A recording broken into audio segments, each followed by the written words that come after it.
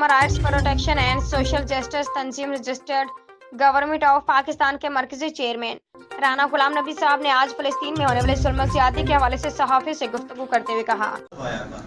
جی مطالبہ یہی ہے کہ مسلسل فلسطین کے حق میں کمپلین چل رہی ہے کہ اس پہ جو اسرائیل کا حملہ ہو رہا ہے اس کی مذمت کی جا رہی ہے، اور بڑے افسوس کی بات ہے کہ یہ سیاستدان نواز شریف کے لیے لاکھوں لوگ جمع ہو سکتے ہیں، زرداری صاحب کے جلسے کے لیے لاکھوں جمع ہو سکتے ہیں، عمران خان کے جلسے کے لیے لاکھوں لوگ جمع ہو سکتے ہیں، لیکن فلسطین کے لیے لاکھوں لوگ جمع نہیں ہو سکتے۔ اور یہ جو ہمارے ملک پاکستان کے لیڈر ہیں، کیا فلسطین کے لیے لوگوں کو روڈ رستوں پر نہیں لا سکتے؟ اگر یہ اپنے لیے، اپنے استقبال کے لیے، اپنے جلسے جلوسوں کے لیے لوگ نکال سکتے ہیں تو یقیناً یہ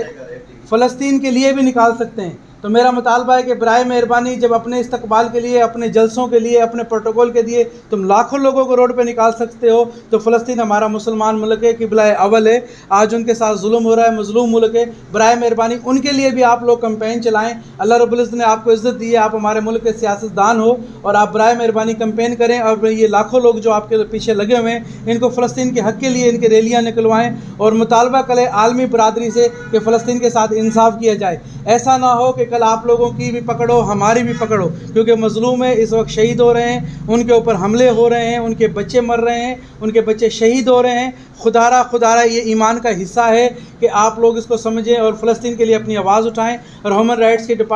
رائٹس کی تنظیم کی طرف سے میں پرزور مذمت کرتا ہوں اور عالمی برادری سے مطالبہ کرتا ہوں کہ فلسطین کے لیے کوئی لائحہ عمل طے کیا جائے اور ان کو